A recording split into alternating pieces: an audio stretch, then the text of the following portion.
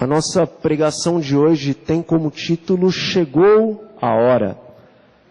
Na verdade, no decorrer da semana nós vamos perceber que não é apenas a pregação que tem como título Chegou a Hora, mas podemos dizer que o título dessa semana de oração é este: Chegou a Hora. Hoje nós vamos falar um pouco sobre a preparação para o grande combate no qual nós estamos não prestes a entrar, mas já estamos adentrando. E eu convido os irmãos a abrirem as suas Bíblias no livro de Apocalipse, no capítulo 3. Nós vamos ler 2 versículos da carta à igreja em Laodiceia. Apocalipse, capítulo 3, versículos 14 e 15.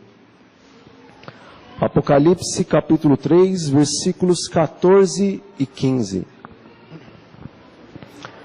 E a palavra de Deus diz assim: Ao anjo da igreja em Laodiceia escreve: Estas coisas diz o Amém, a testemunha fiel e verdadeira, o princípio da criação de Deus. Eu conheço as tuas obras, que nem és frio nem quente. Quem dera fosses frio ou quente. Bom, era uma vez um pato que desde os seus primeiros dias de vida, ele foi colocado juntamente com os gansos. E ali ele foi criado da mesma maneira como os gansos eram criados. A história diz que após alguns anos na companhia daqueles gansos, não sendo avisado de sua verdadeira natureza, aquele pato ele começou a sentir um ganso.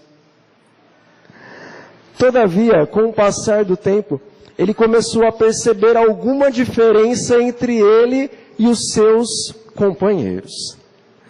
Ele ficou muito incomodado com isso e ele foi fazer algumas perguntas a um velho e sábio ganso daquele meio, daquela sua família de gansos. Então ele perguntou o seguinte para esse sábio ganso: Ora, por que os demais gansos voam tão majestosamente a cerca de 9.000 metros de altura e eu voo tão desengonçadamente a uma altura tão mediana? Ele também perguntou: por que os demais gansos eles andam com um porte tão imponente, impressionante, e eu ando de uma maneira desajeitada, embora eu tente me portar como eles, eu não consigo?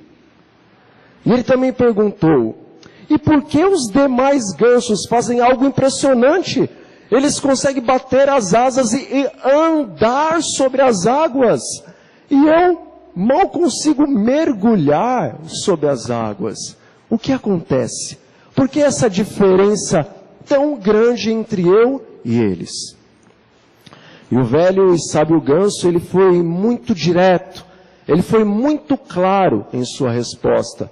Contudo, ele respondeu com muito amor àquele pequenino pato que estava agora fazendo esse questionamento. Ele disse: Meu filho, embora você tenha sido criado como um ganso, e todos sempre tenham te chamado de ganso, na verdade, você nasceu um pato. A sua estrutura física, a sua estrutura mental e a sua estrutura espiritual são de pato. E você está limitado a fazer as coisas que os patos fazem. Você nunca será um ganso a menos que você nasça como um ganso. A menos que você tenha uma estrutura física, mental e espiritual de ganso. Então, somente então, você estará apto a fazer as mesmas coisas que os gansos fazem. Irmãos, quando a pessoa ela é batizada na igreja adventista do sétimo dia, ela recebe o nome de cristão. e ela passa a ser alimentada com o mesmo alimento que os cristãos são alimentados, com a palavra de Deus e também com o espírito de profecia. Então, com o passar dos anos, ela começa a se sentir um cristão, porque é alimentada como cristão, é chamada de cristão, está no meio dos cristãos. Então, no coração dela, ela é um cristão, ora. Todavia, em algumas leituras que essa pessoa vai fazendo na Bíblia, ele começa a perceber a vida dos cristãos do passado. Então ele começa a ver uma diferença muito gritante entre ele e os cristãos da antiguidade. E então agora, ao consultar o mais antigo dos cristãos, ou na verdade ao consultar o próprio Cristo, ele descobre que apesar dele sempre ter pensado que era um cristão, dele sempre ter sido chamado de cristão, ele nunca realmente foi cristão, mas até aquele momento ele foi um professo cristão. Ele agiu como um professo cristão. Ele nasceu como um professo cristão, tem o físico, a mente, a espiritualidade de um professo cristão. E nunca vai poder ser verdadeiramente um cristão, a menos que ele venha realmente a nascer como um cristão e ter uma estrutura física, mental, espiritual de cristão. Chegou a hora de nós termos plena consciência, irmãos. Plena consciência de que aos olhos de Deus, nós não somos belos, eloquentes, finos gansos. Mas o livro do Apocalipse, no capítulo 3, nos mostra que aos olhos de Deus, até um determinado momento, nós somos como patos espirituais. Nós agimos como patos espirituais. Continuamos fazendo as mesmas coisas, desajeitadas e patéticas. Nós não estamos à altura do nosso tempo. Nós dizemos que o Senhor Jesus Cristo, Ele está às portas, quase voltando. E muitas vezes ouvimos dizer que nós já podemos ouvir os passos de um Deus que está retornando. Mas nós não estamos vivendo à altura deste tempo soleníssimo, o qual está sobre a terra, o qual está sobre esta igreja. Nós olhamos para os grandes gansos do passado. Nós lemos a palavra de Deus e lemos o espírito da profecia. Olhamos para esses grandes gansos e nós ficamos estupefatos com o que eles fizeram. Nós vemos como Abraão, ele voou alto na fé.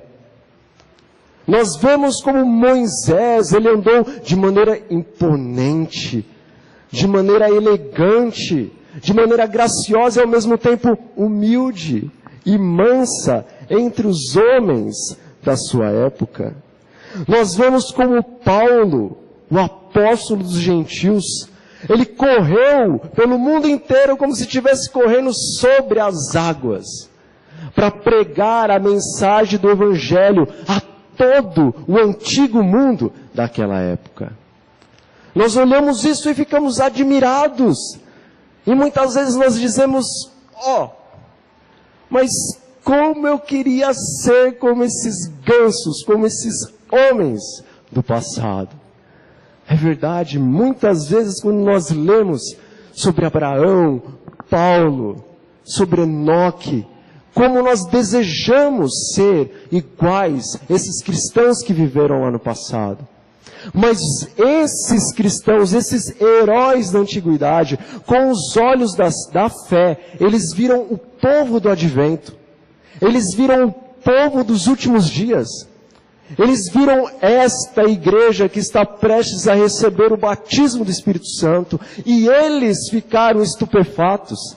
Eles, com os olhos da fé, disseram, mas como eu queria alcançar a medida da estatura, da fé e da maturidade dos cristãos dos últimos dias.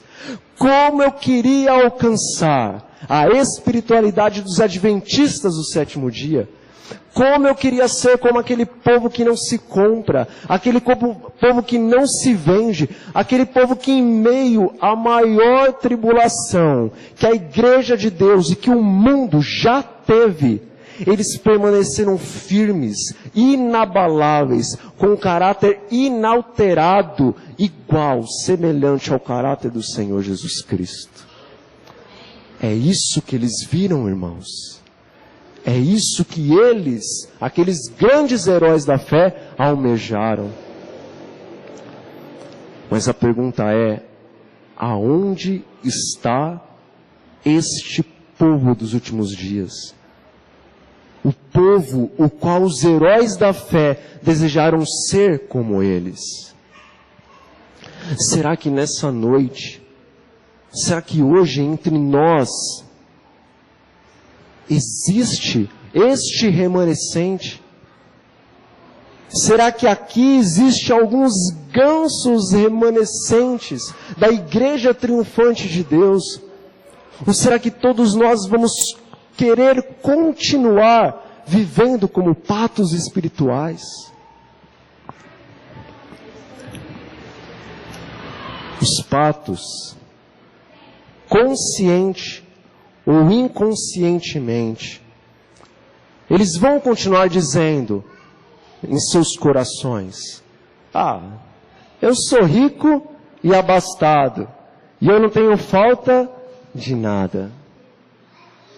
Os patos espirituais dessa igreja, eles vão continuar com seu Corinthians, com seu Palmeiras, com seu São Paulo. Os patos espirituais dessa igreja, eles vão continuar a se deliciar com o seu queijo gorduroso, com sua carne, com o seu refrigerante, com o seu chocolate, com o seu café, com o seu cappuccino. Eles vão continuar nessa mesma vida, a qual ano após ano eles têm levado e não querem mudar. Ainda que se descesse um anjo e viesse a esse púlpito pregar, eles não desejariam mudar. Os patos continuarão a se vestir, a se produzir como o mundo faz. Eles continuarão a fazer todas as coisas que o mundo faz e ainda usarão a desculpa, dizendo o seguinte: nós só estamos fazendo isso é porque nesses dias nós precisamos alcançar as classes mais ricas, as classes mais difíceis. Então nós temos que ser iguais a eles para que eles venham para dentro da igreja. Os patos espirituais vão continuar usando essas desculpas. E eles vão continuar fazendo as mesmas coisas. Até que chegue o tempo em que ouçam o clamor: aí vem o noivo, e percebam que os gansos espirituais, que estão cheios do azeite em suas vasilhas, estão prontos a encontrar com o noivo. Então é nesse momento que os patos espirituais, os adventistas que não estão se preparando, dirão: por favor, dê um pouco do seu azeite, conceda-me deste espírito que você está tão cheio, para que eu possa também revelar o caráter do Senhor Jesus Cristo ao mundo, como você está revelando. E vai ser tarde demais para perceberem que eles tiveram todo o tempo do mundo para mudarem de vida, mas por suas escolhas, por suas decisões, por sua rebeldia, por sua obstinação, contra o Espírito do Senhor, que sábado após sábado, quarta após quarta, domingo após domingo, estava clamando dos púlpitos a eles, estava suplicando para que tomassem uma decisão, para que entregassem seus corações, para que Deus pudesse colocar vida e vida em abundância em seus corações, para que vivessem com alegria no Senhor, e não rastejando num cristianismo morno, nauseante aos olhos de um Deus Santíssimo. Os patos, eles continuarão com seus namoros impróprios, com seus testemunhos escandalizantes.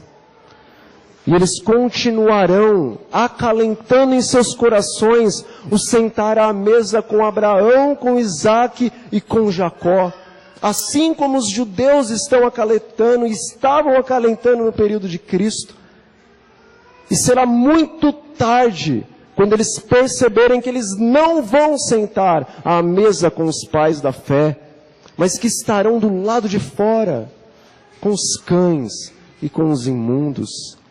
Por favor, irmãos, Deus clama ao seu coração, Deus clama ao meu coração, sai do sistema de Babilônia.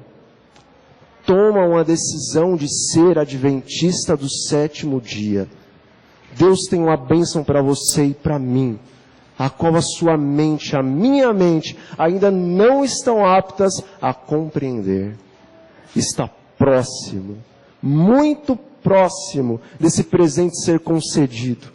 Por favor,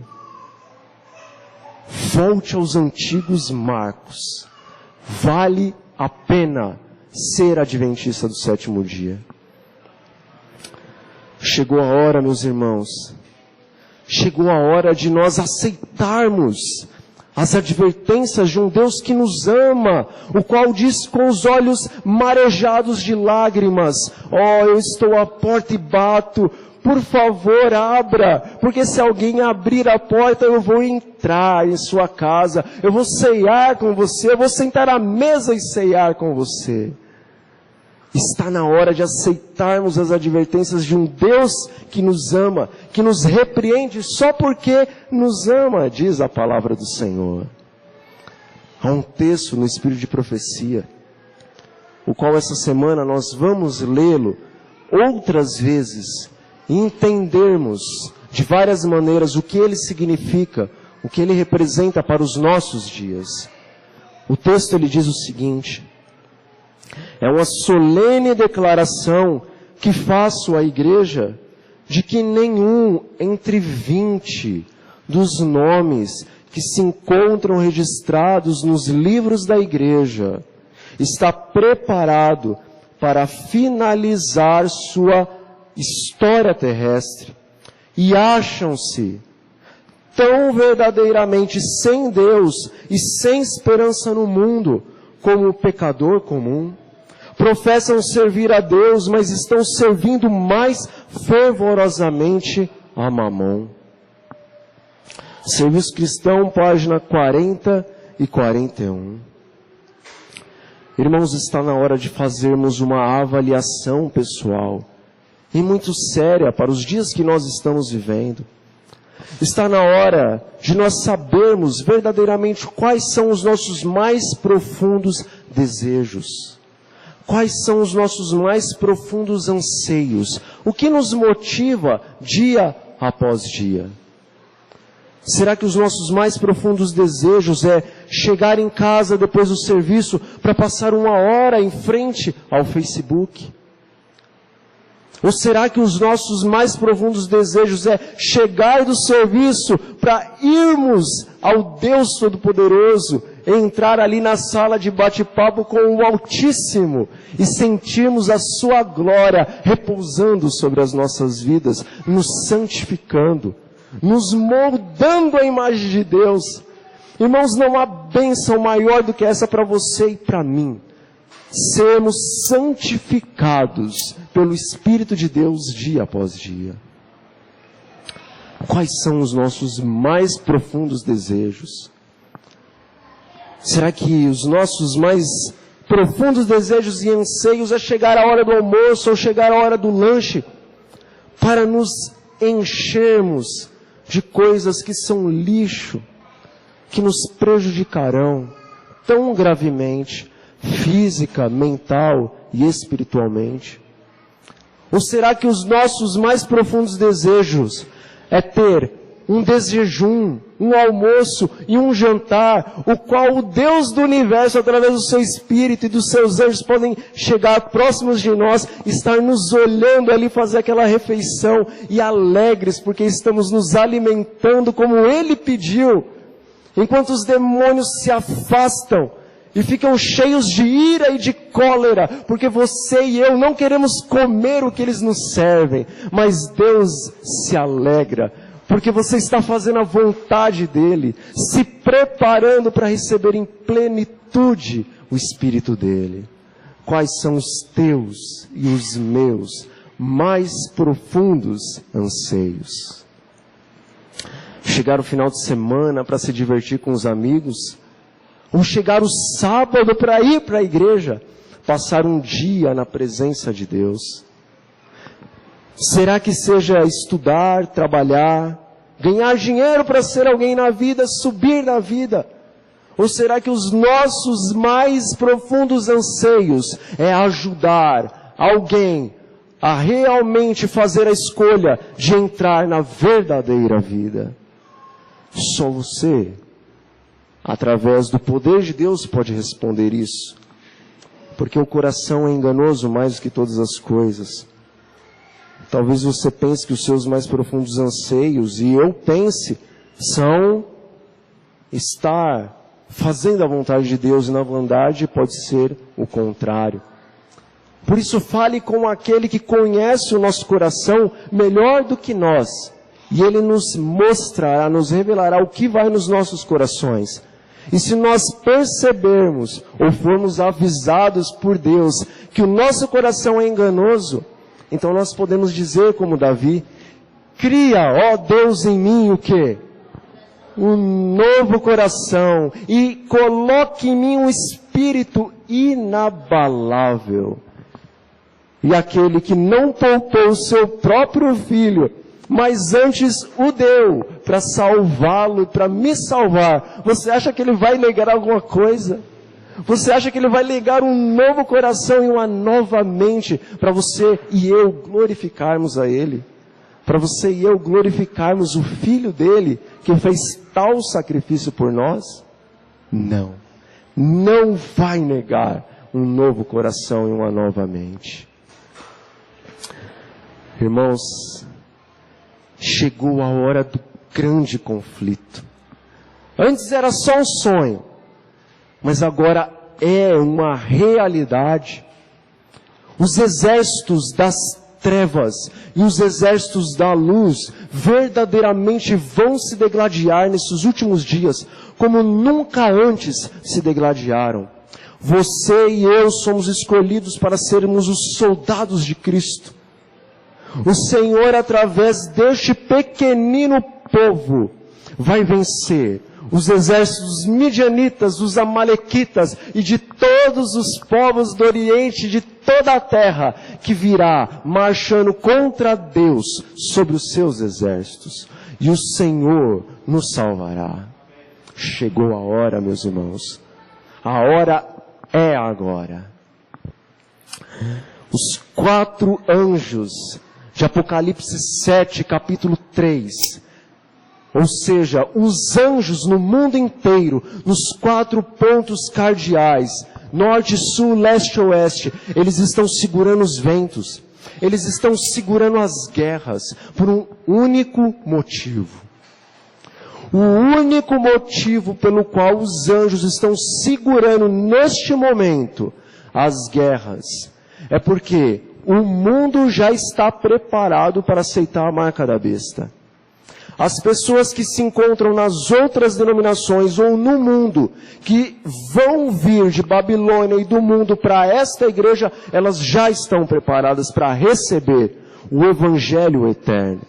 Mas o único motivo por estar estes seres parando o conflito, dizendo e repreendendo aos demônios, para que eles não avancem em seus planos, o único motivo para isso é porque você e eu não estamos preparados para receber este povo que Deus tirará de Babilônia e trará para cá.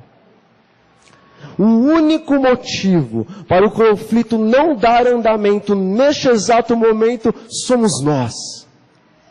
Somos nós, meus irmãos. Deus precisa nessa igreja um povo santo. Deus precisa selar um povo nessa igreja, um povo que vai representar o seu caráter diante do mundo e diante de todo o universo. Deus precisa derramar o Espírito Santo dele em toda a plenitude sobre um povo especial desta igreja, do seu Israel espiritual. E ele está esperando isso. Mas ele não vai esperar por muito tempo. Homens e mulheres nesta igreja ao redor de todo mundo, eles estão clamando, eles estão suplicando.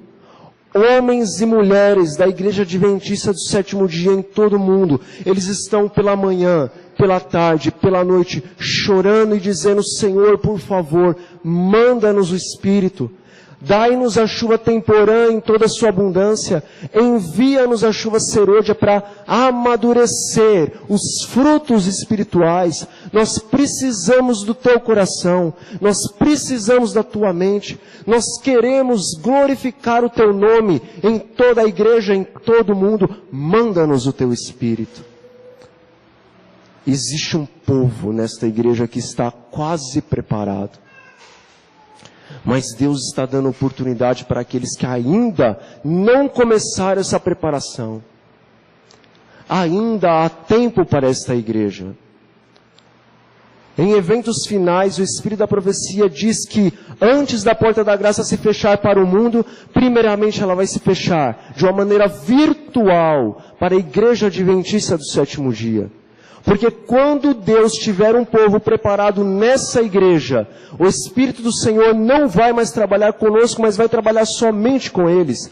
Por isso que virtualmente o Espírito de profecia diz que antes que se feche a porta da graça para os que não tiveram a oportunidade de conhecer a verdade que você e eu conhecemos, a porta se fecha para nós.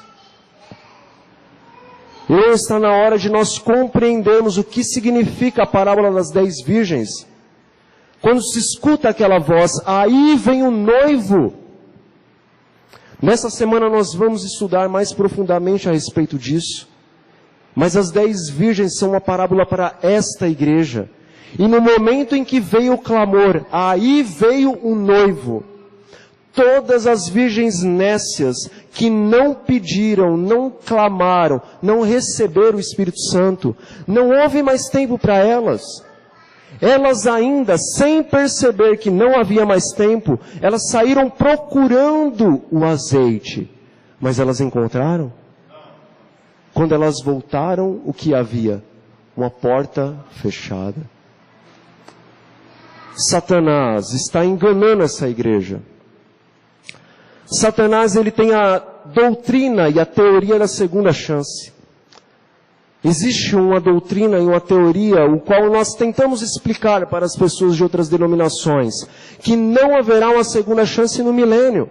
Mas Satanás colocou na mente deles que no período do milênio haverá uma segunda chance. Mas vindo Cristo, o que acontecerá no milênio? Os mortos ímpios estarão mortos e só ressuscitarão para receber o julgamento no dia final. E somente Satanás estará vivo para receber a sua pena já em vida, ou uma parte de sua pena já em vida. Não há segunda chance depois da vinda de Cristo, mas Satanás tem a doutrina da segunda chance para você e para mim. Ele diz o seguinte: olha, vai levando, ainda que você está morno. Quando chegar na hora da chuva serôdia, então você pede a chuva serôdia. E aí o poder de Deus vem sobre você e você se torna um cristão poderoso para vencer no conflito. Essa é a teoria da segunda chance para os adventistas do sétimo dia. Mas a palavra de Deus, o Espírito da profecia diz que a única chance de você e eu recebermos a chuva serôdia é se agora nós estivermos dia, tarde e noite clamando para que Deus envie a chuva temporã, para recebendo então a plenitude dela, aí sim, no momento da chuva serôdia, Deus envia esta bênção sobre nós. Não caiam na teoria da segunda chance para os adventistas do sétimo dia. Nosso tempo vai correndo e nós estamos finalizando já, irmãos. Hoje, em nossos dias, o dragão, a besta e o falso profeta, eles vão se unir para guerrear contra o povo de Deus. Todavia, quando nós falamos se unir para guerrear, nós estamos pensando que haverá um momento em que as placas serão retiradas, e então os católicos, os protestantes e os espíritas vão se unir em um único movimento para combater o povo de Deus. Isso nunca vai existir, meus irmãos. O catolicismo, o protestantismo e o espiritismo, eles já estão unidos. O que une os três poderes apóstatas não é as placas removidas e colocadas uma a outra em lugar. O que une esses três poderes apóstatas é a doutrina do domingo e da imortalidade da alma. Todas as igrejas católicas, protestantes e o espiritismo aceitam essas duas doutrinas de Satanás. O ecumenismo já foi aceito por todas as igrejas.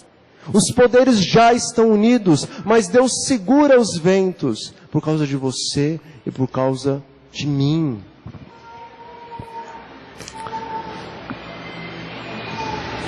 Hoje o Senhor está nos convocando a uma reforma e a um reavivamento. Ele precisa do exército dos poderosos. E Joel, ele explica como isso acontece. Ele explica como é esse exército dos poderosos. Joel diz assim: como a alva por sobre os montes, assim se difunde um povo grande e poderoso, o qual desde o tempo antigo nunca existiu, nem depois dele haverá outro, pelos anos adiante. E para que isso aconteça, para que Deus tenha esse exército poderoso, então Joel, inspirado pelo Espírito de Deus, nos dá a receita. Ele diz o seguinte: tocai a trombeta em Sião, e dai voz de rebate no meu santo monte, perturbem-se todos os moradores da terra, porque o dia do Senhor vem, ele já está próximo. Ainda assim, agora mesmo, diz o Senhor, convertam-se a mim de todo o vosso coração, e isso com jejuns, com choro e com pranto. Rasgai o vosso coração e não as vossas vestes, e convertei-vos ao Senhor, o vosso Deus. Joel capítulo 2, versículos 1, 2, 12 e 13. Irmãos, quem vai ferir a batalha do Senhor? Quem vai levantar o estandarte de Emanuel nesses últimos dias? Deus convoca você e Deus convoca a mim. Nós temos que tomar uma decisão hoje. Os pais que tomarem a decisão, os seus filhos serão instrumentos de Deus. E no momento em que nós não pudermos mais pregar, o Espírito tomará as crianças e fará a obra dos adultos através delas. Um povo que o seu rosto será iluminado, literalmente, diz o Espírito da profecia, pelo resplendor da glória de Cristo que emanará sobre nós, vai sair a este mundo. Em pregações, milhares se converterão, diz o grande conflito, em um único dia. Milagres os quais não houveram no Pentecostes, os quais não houveram no tempo dos discípulos, acontecerão nos nossos dias. Você e eu não podemos perder. Os que estão nos assistindo na internet não podem perder. Tomemos a nossa decisão nessa semana. O Senhor tem um encontro com você e comigo todas as noites aqui, irmãos, para uma reforma e para um reavivamento.